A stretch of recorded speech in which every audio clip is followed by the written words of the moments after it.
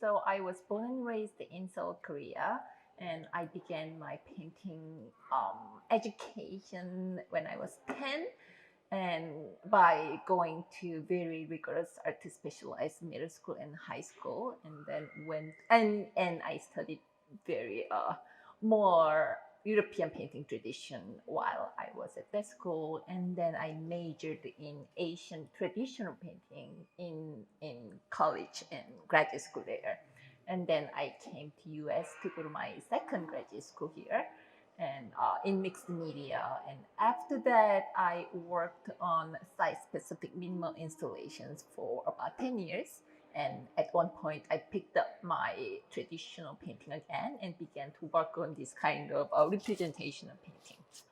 Um, and in pretty recent years, I incorporated some technologies such as Adobe software like Photoshop and Illustrator, final cutters and laser cutters, and some Arduino program to adjust lighting systems. And I really tried to expand my capacity beyond this rigid form of rectangular frame. So one in the middle is, oh, okay, relatively these paintings are older than like few years, like what's that? It's 2014, and that's probably 15. And the installation part, new edition, incorporating my recent practice as an artist. So going back to my schools again, is it better? Okay, it feels kind of awkward. So anyway, so going back to my school. So when I decided to go to graduate school in US, some of my colleagues asked me, why don't you go to China or Japan after studying Asian traditional painting and study more of those? And my answer to it back then and now is the same. My passion was in contemporary art, and also I wanted to experience radical changes, and also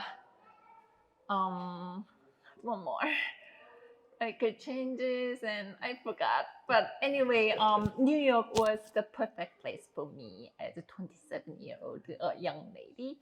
Yeah, I remember. So I wanted to create at the center of international art world. So that New York is just perfect place for it. But I swear to myself that I am not going to abandon my transition. The reason behind my idea of that is I sort of witnessed my alumni from my department came back from study abroad, came back as a totally different artist, and their artwork didn't really speak to me. So they just looked like the artwork looked like they lost their identity and pretended someone else. And to me, uh, someone who really loves my own tradition and affection, have own value in tradition, it didn't really speak to me. So that was why I thought to myself what I want to do in the future, and that that I still take same stance now, and that's where my work came from and what I sort of work with, and but I'm not talking about it's good and bad or right or wrong. It was the choice that I made based on my own aesthetics and value, and that was also a choice that have made me who I am as an artist now. And yeah, and in terms of this work, when it comes to this work, I have to I cannot ignore my chronic pains because it was such a motivation to my artwork. And since I arrived at US, I struggled with chronic pains intensely for 10 years.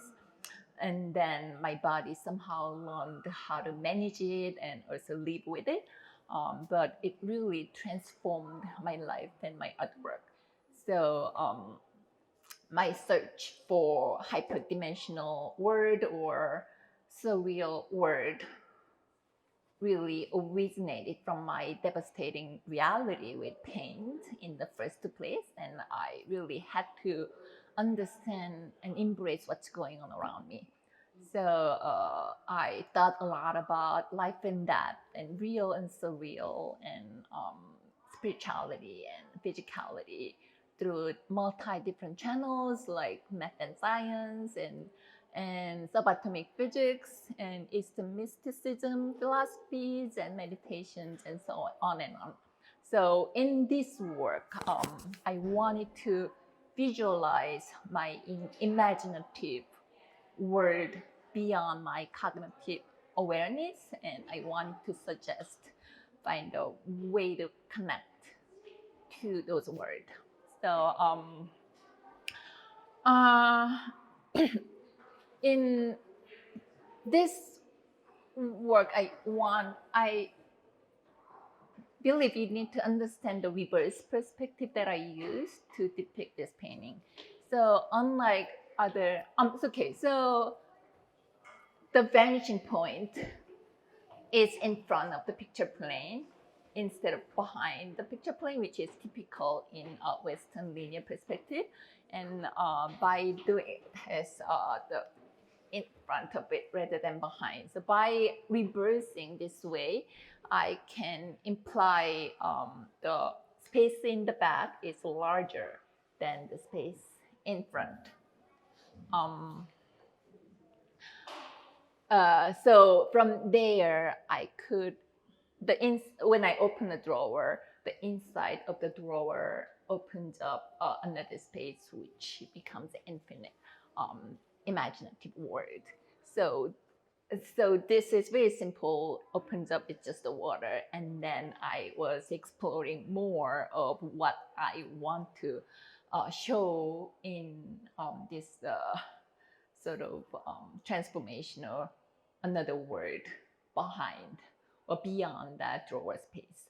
So in my statement, I stated as two seemingly different words which are inherently connected, finally connected. Okay, two seemingly different words which are inherently interconnected, finally connected by the action of opening a drawer.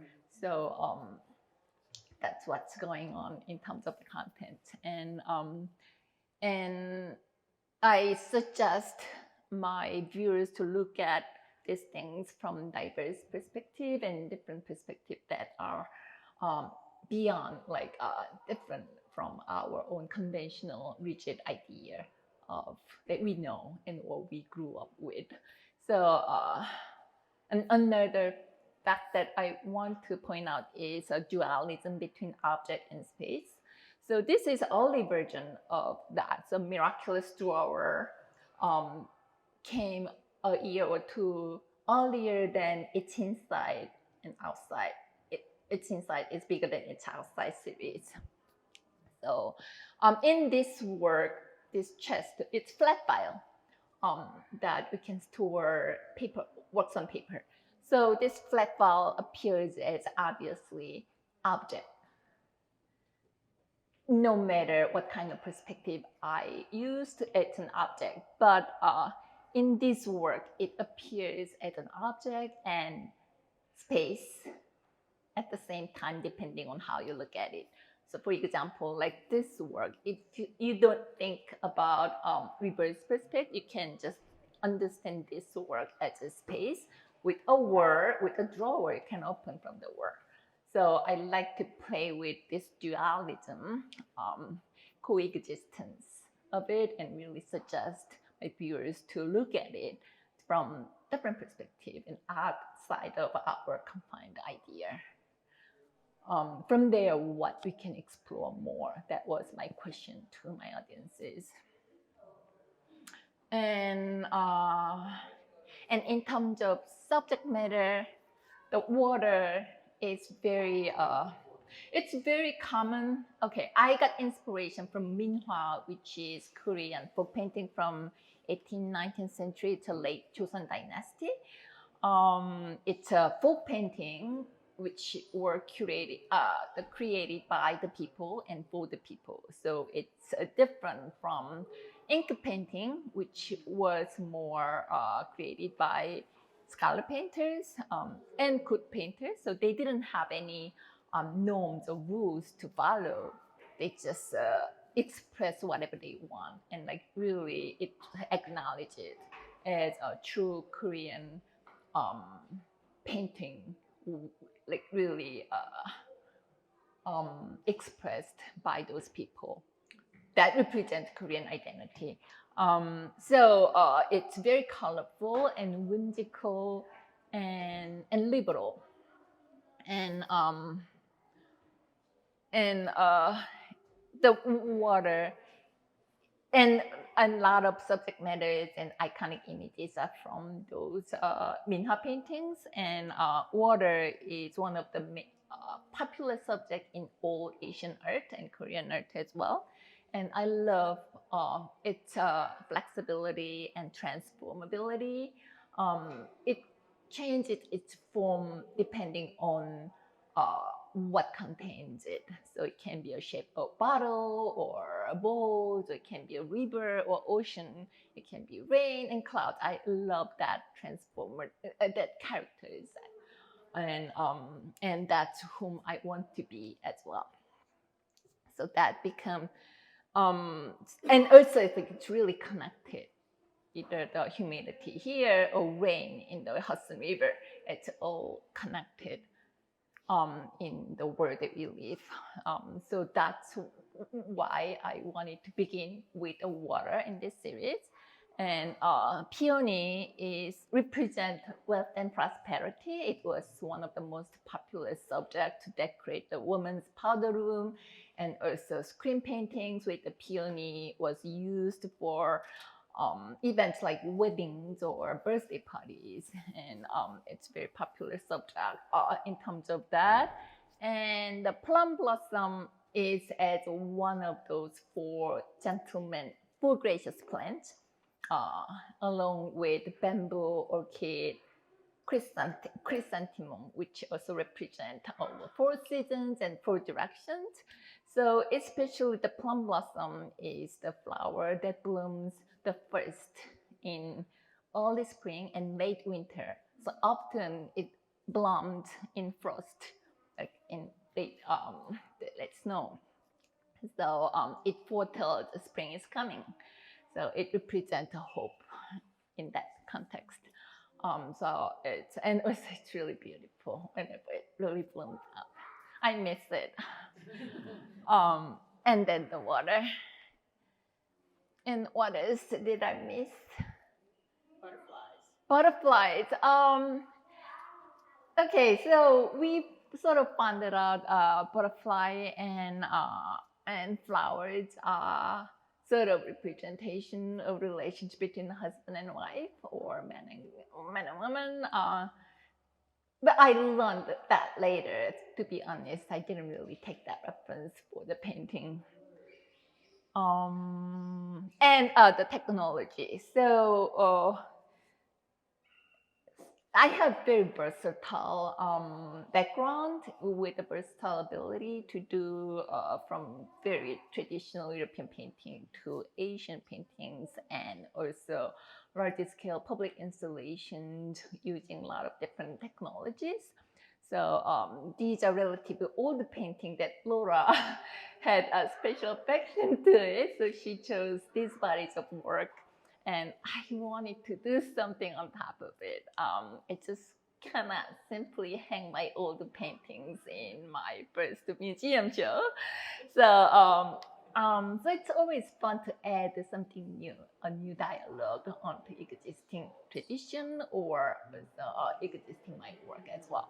So these were some new additions on top of that centerpiece with the flowers. I think that's the brief introduction of my work, and I can take some questions if you have. I make this comment that butterflies, especially at this time, they come back, they migrate. Uh-huh. So butterflies know no borders for butterflies. I love So that. this is a good connection. Mm-hmm. And by carrying on pollen, Mm-hmm. Mm-hmm. they can carry good thoughts. Yeah. They can carry, Uh-huh, uh-huh, positive uh-huh. things. Yeah, we should keep butterflies in our ecosystem. Thank you. Yeah. Also, with the drawers, I was thinking they are bigger inside because when you open drawers with things from many years ago, Uh-huh. memories just come Yes. back. So, It's really beautiful. I love that. Yes, so when I opened the drawer, I found like items that was sort of forgotten for 10 years. It's still there. yeah. And it like really brings all of those memories back. And and I can create something from there. Thank you. I know that we brought up the subject of C.S. Lewis in the Ah, introduction, yes. but if you wanted to talk a little bit more about how that, when you read the book, did you go back to it? How did it impact you? That's right. And Thank you. Thank you for bringing that up. Yes, the book, uh, the the title, it's inside, it's bigger than it's outside. It's a quote, direct quote from Chronicles of Narnia by C.S. Lewis. So that's just to remind you of the book when children went into the Narnia through the wardrobe and they sort of explored the world of Narnia. And in seventh book, which is also the last book, which is called The Last Battle. So at the last battle, in the last battle book, they were forced into a stable, chased by an enemy, which they thought was a horrible place with a monster in. But instead, they found it another bigger world with green grass, blue sky, and golden apples. So it was, I really found the parallels, how this idea is penetrating with what I've been developing. So I just took the direct quote from there. And also in terms of this literature, when I raised my own child, she is almost 16, and I read 95% of her book with her. Well, at first I wanted to know and check what the book is about, and also I wanted to inspire her reading by reading together and also talk about the book together. And until like she was becoming 12, and also I was immigrant and English as my second language. I wanted to learn more foundations of the English, and also wanted to fill the gap, like childhood vocabulary and also cultural and historical gap as well. So while I was reading all those Magic Tree House and Little House on the Prairie and Chains, which is a beautiful book about this black slave girl, how she thrives in her life and navigating her life in that civil war. So all of those like really awakened my idea of America, and I definitely can say it was my process of becoming an American, and also as a Korean American. So that book has its own meaning to it.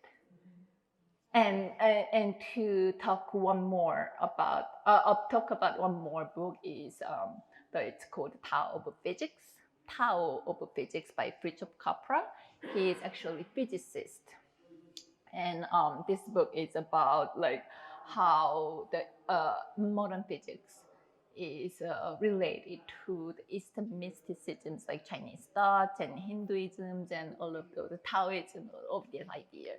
So it was mind awakening book to me, as it helped me to make connections between these different thoughts between um, reality and science and philosophies that were all vague and separated fragments. And I was able to connect all of those by reading this book, and that was also good inspiration for developing my earlier work. I have a question. I was wondering what this about this pattern. It shows up across the paintings. I was just wondering where it is from. Okay, it doesn't really mean much. It's I took very visual representations and visual elements from Minhwa, which is folk painting from 18th, 19th century Korea and up to early 20th century, and the pattern is just the direct reference from the patterns. It didn't really mean much. It doesn't show here. Yeah, sometimes I design those kind of patterns. One at the end, it's not really pattern, but I use the flowers instead of the pattern. So it really depends on. And like this kind of basic design is from Minhwa, but I just altered the detailed elements to create my own. And that was relatively older, the earlier version of it. And pretty recently, I incorporate more of contemporary elements and also my daily life in Western life. And it's been like really being integrated each other. So it's relatively old one. So when you look at my newer paintings, it's a lot more. It shows a lot more personality as well. Could you tell us, please, where your studio is and what's your studio like? How it's organized? Okay, my studio is in Long Island City, Queens, in New York, and it's not organized at all. It's chaos. So I really have to move things around. If you give me 3 hours, I'll come and organize it. Just kindness. Oh, okay. Yeah, Much but better. it's relatively clean compared to other artists with a even more chaotic. I mean, do you have a lot of natural light? Do you have a lot of I artificial have light? the whole one word is it's just glass, but it's heading north. So I get some natural light, but it's not direct sunlight with the UV light, which hurts the artwork. So it's really good, and with the high ceiling, so I could. I'm able to create some larger scale paintings Are as there well. other artists, studios with other artists In the near you, building, and do you collaborate or speak much with them? In the building, there's some artists, but they are being kicked out as the rent is rises. But there's still some artists that I associate with, but I'm just very busy working on myself within those daily schedule. But I collaborate with all different artists and commercial designers and some corporations. So it's really fun to collaborate with others. Yeah. When you're working on a conceptual piece like this, how much do you study it in advance? Like, did you go through many iterations to get to this? Yes, my direct answer is yes. I think I spent more than half, even maybe 3/4 about the researches and plannings and thinking about it and deciding more, thinking more and changing plans. That like really 4/4, 3/4 of it, and actual painting is very little compared to that part. So it takes a lot of time to paint, but it takes a lot more time to prepare and think about it.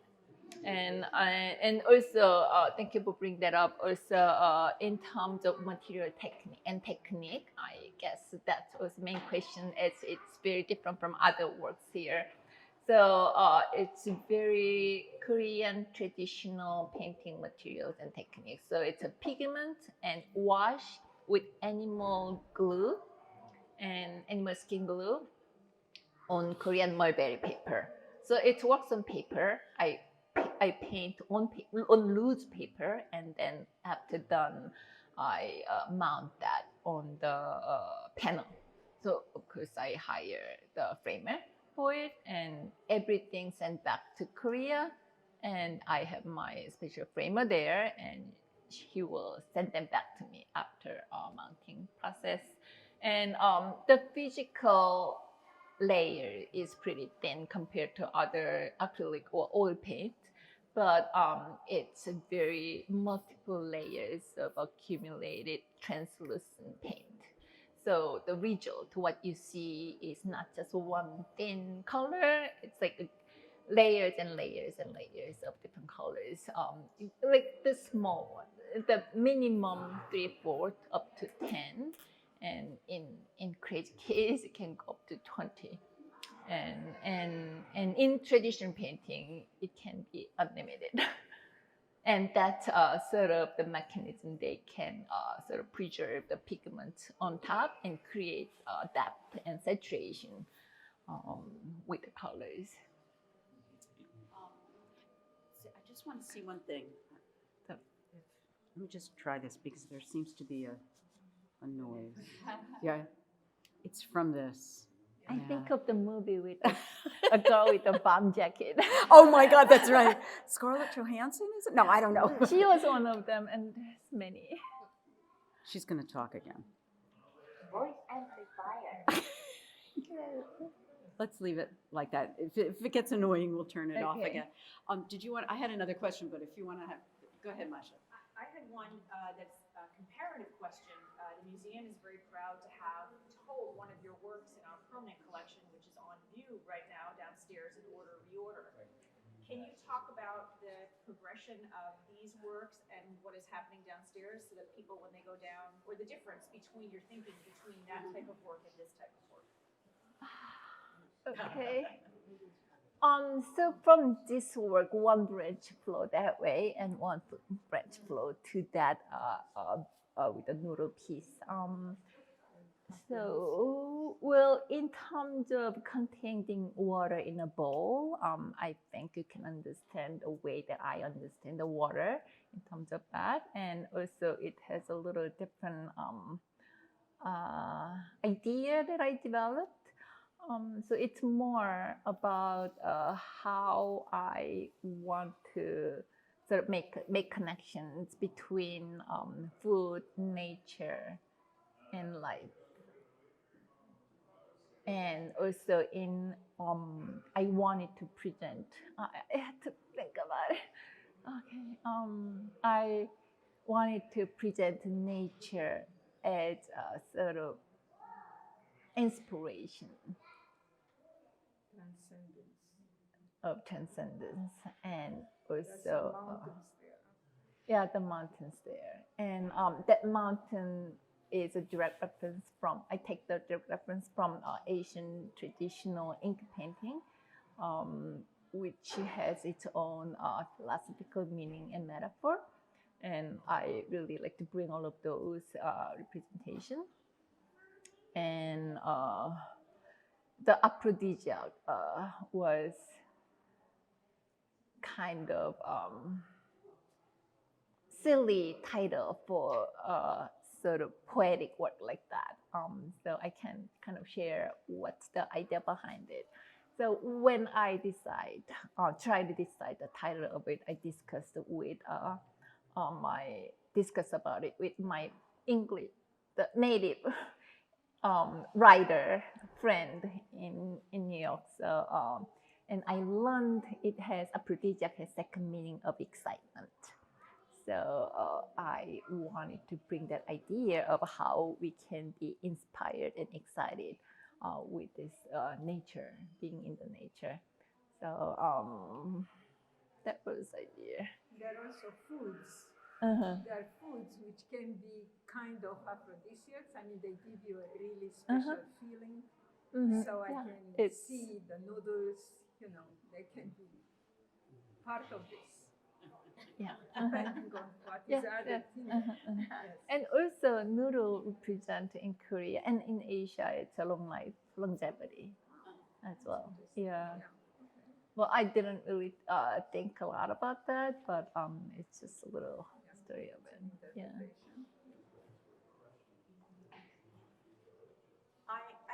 question, and it's kind of a very broad question about perspective. Mm-hmm.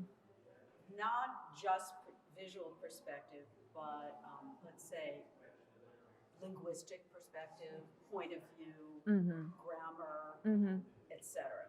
So we know that in Asian art, perspective is not tied to one point of perspective, as we are in the West post-Renaissance. So, because I find the perspective here so freeing and incredible, and it is reflected in literature, it's reflected in language.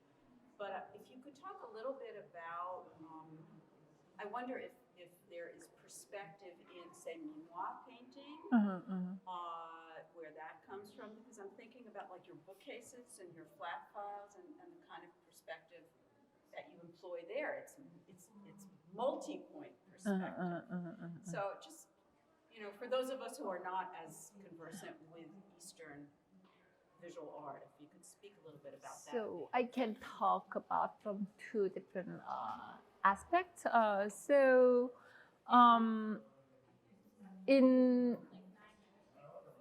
also suggest the diverse perspective, multiple perspective to look at it. So I collect the images from all different sides and then combine them together. So it's a view from front, a view from top, view from all sides, and combine them together. It's sort of have connection to Picasso, the cubistic idea, how she tried to incorporate all of these different perspective in there, and also in terms of the perspective, or this kind of reverse perspective shown in Korean Minhwa painting. Which appears as smaller in front and larger in the back. They have its own more deeper meaning and reason behind it, and there's no written record of why they drew that way. And a lot of sayings right now is the modern interpretation by modern historians, and I take all of those. Most of those philosophical references. So when in terms of my painting, I take philosophically and conceptually and philosophically take this Korean reverse perspective, but technically reverse the Western linear perspective in order to speak with my Western viewers. If I just talk about these philosophies from Korean art, it's kind of hypothetical idea or not very clear, concrete idea with a reason that is easy to understand for my Western viewers. So I wanted to approach to my Western viewers in a direct way that can be more understandable, my viewers. And also that's the foundation that I grew up with throughout middle school and high school. So that's part of me as well, while I was also exploring Asian tradition throughout the college as well. So I myself has this dual perspective and dual background that Indians, I wanted to really connect all of different contents together and perspective together. Yes. I love work in series. That's one of the things I love about your work is that a lot of it is series. And you talked a little bit answering another question about research and planning. But to me, I see throughout a series also, different things you're playing around with and working out. So like one of the things I noticed about this is in the flat file, the other series you have water. And then here it's going along, and I think I have them roughly in chronological order. Flowers are falling out, and then trees are growing out, and then we're back to water. So could you say a little bit about how you develop your own ideas in the actual series? That's a very interesting question. Yes. Well, I think it's exploration and expansion. So it's just we have this idea, keep moving around. We don't really fix into one idea, at least to me. So I cannot really create same thing over and over again. That's why my painting and my artworks keep um, showing something new whenever I show. So compared to certain artists who just work on similar things over and over again for decades and decades, that's not me. Things always have pros and cons, and this is who I am. I just keep developing some new ideas and incorporating new technologies or new concepts, and yeah. When I first walked up, I thought I knew how to look at these. And as you've been speaking and I keep reevaluating them, I've got several different perspectives that I can view each one of these works. Mm-hmm. Do you have an intended way to present them, or what was like? Well, I have my own way to create, own way that I created these pieces, but I like to leave that interpretation open-ended. So and I love to play with paradoxical aspects as well. The dualism and paradoxes and all these contrasting elements are coexisting together. But I suggest these elements as a complementary opposite, not the contradictory opposite. So I juxtapose a lot of different elements from between West and East and past and present, and even yin and yang and man and woman, also peaceful and violent. All of these ideas coexist together, and I wanted to suggest how all of these values can coexist and be the balance between that. And from there, maybe you can have all different ideas and interpretation you can get. But you have your own sort of saying, sort of answer for yourself. But I just wanted to just visually question. Any other questions for the artist? Yeah. Okay. Seongmin, thank you so Thank much you. for Thank you. such a, I mean, I am looking at the works differently now in, you know, in the context of what you've said, just more deeply. And I'm sure everybody here feels the same way. I want to thank you all very much. Thank you. Thank you so And, so much for coming. And if we have any more questions, you know, please let us Yeah, know. The and- works will be up through into October. And, you know, you can come back many times to admire them and ask questions. So thank you so much. Thank you. Very much. Thank you for coming.